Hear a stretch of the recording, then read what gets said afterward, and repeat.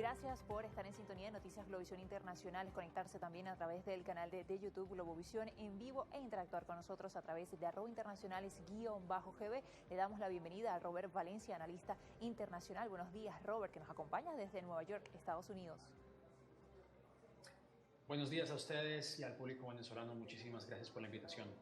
Robert, ¿cómo podemos definir lo que se está viviendo en este momento en Estados Unidos? ¿Cuál es el escenario con respecto al posible impago de la deuda?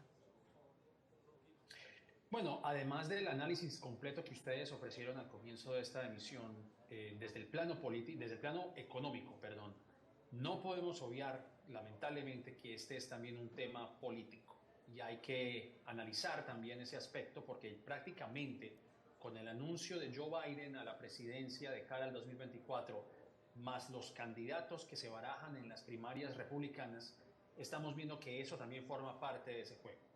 Y evidentemente, si Biden sigue obteniendo ganancias legislativas de aquí al 2024, pues será más difícil para los republicanos hacerse a la mayoría de las cámaras, tanto alta como baja, igual con la Casa Blanca. Y cualquier daño, cualquier afectación a la economía, indudablemente podría menoscabar las ganancias y las probabilidades de Joe Biden de asumir la presidencia. Y esto también lo han analizado algunos analistas económicos, de que este tipo de crisis económica es totalmente evitable.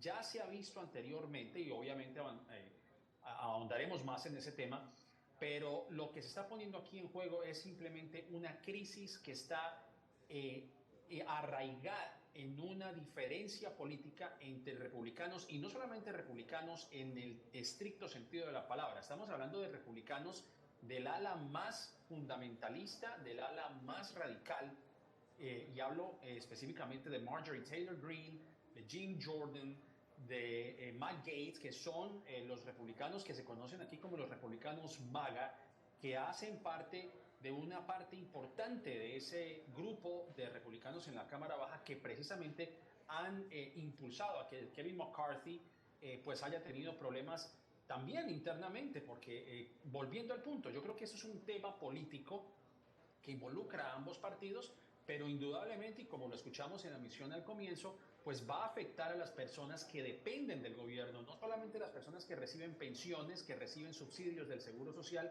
sino cualquier empleado que trabaje con el gobierno. Y esto se ha visto, por ejemplo, que al menos en 42 condados alrededor del país dependen, 1 de cada 20 personas son empleados federales.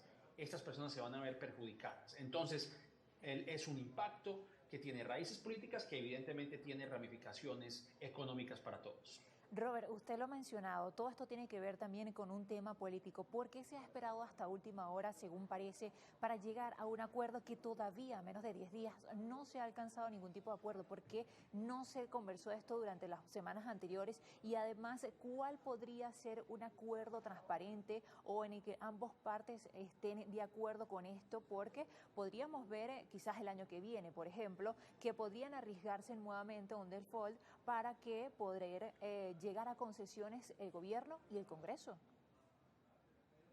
Bueno, precisamente hablando de este tema teatral, porque así es como incluso algunos economistas lo han diseñado, ¿no? Esto es una parte histriónica, una parte teatral de llevar esto al plano político, y es simplemente un maniqueo de situaciones, vuelvo e insisto, en el plano político como tal. La razón por la cual no se ha llegado a algún acuerdo es basado en la experiencia del mismo presidente actual, Joe Biden, porque vivimos una situación similar en el 2011.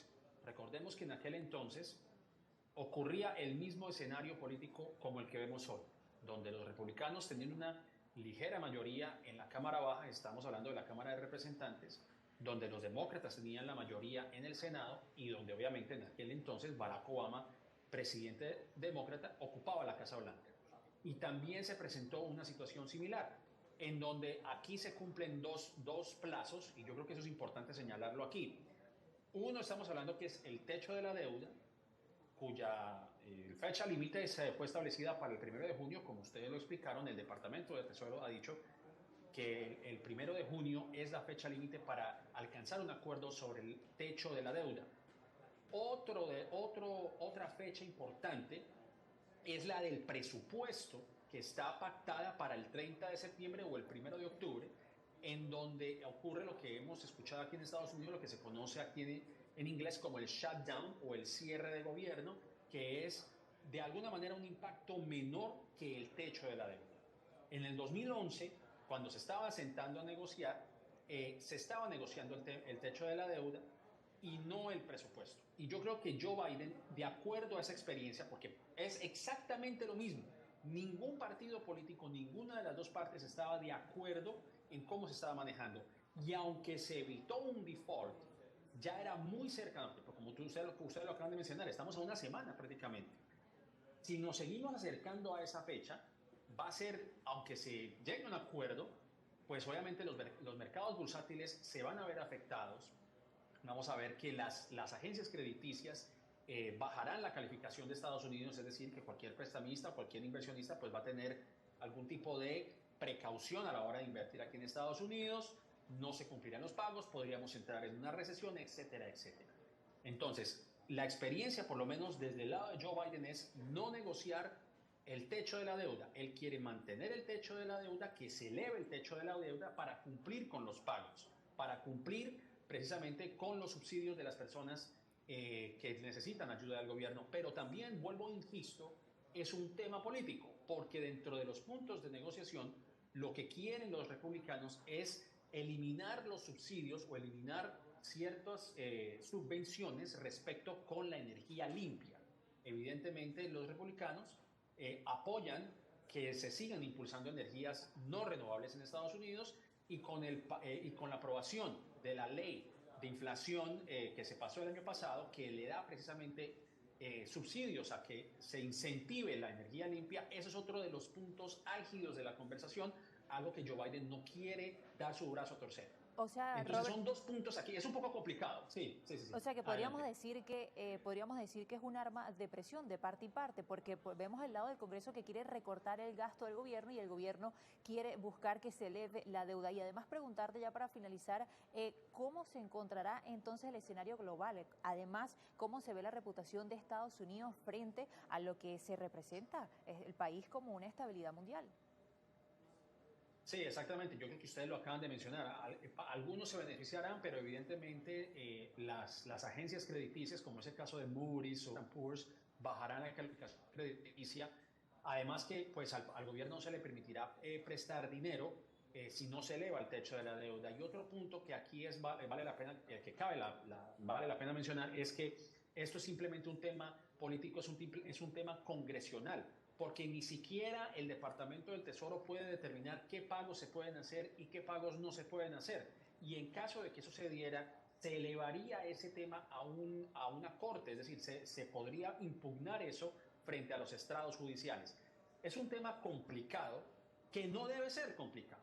Yo creo que aquí, vuelvo e insisto, es un tema político, es un tema teatral que afecta a los estadounidenses y que tiene un tinte político indudablemente. Lamentablemente ese es en el escenario en el que nos encontramos, en un país cada vez más polarizado, más de lo que era anteriormente, porque evidentemente hay un partido político que ha sido radicalizado completamente, no, y eso que yo cité el 2011, pero por lo menos en el 2011 no existía la figura de los MAGA, estaba Jim Boehner, que era en aquel entonces republicano de Ohio, que si lo vemos en el contexto actual era el más moderado y en aquel entonces era el más radical. Entonces cada vez se vuelve más polarizante y lamentablemente esa polarización se ve influida en la toma de decisiones cuando se trata de presupuestos y de techos de deuda. Bueno, Robert, vemos que más allá de la deuda, también el tema de la polarización es uno de los retos en Estados Unidos. Gracias por acompañarnos hoy. A ustedes, muchísimas gracias por la invitación.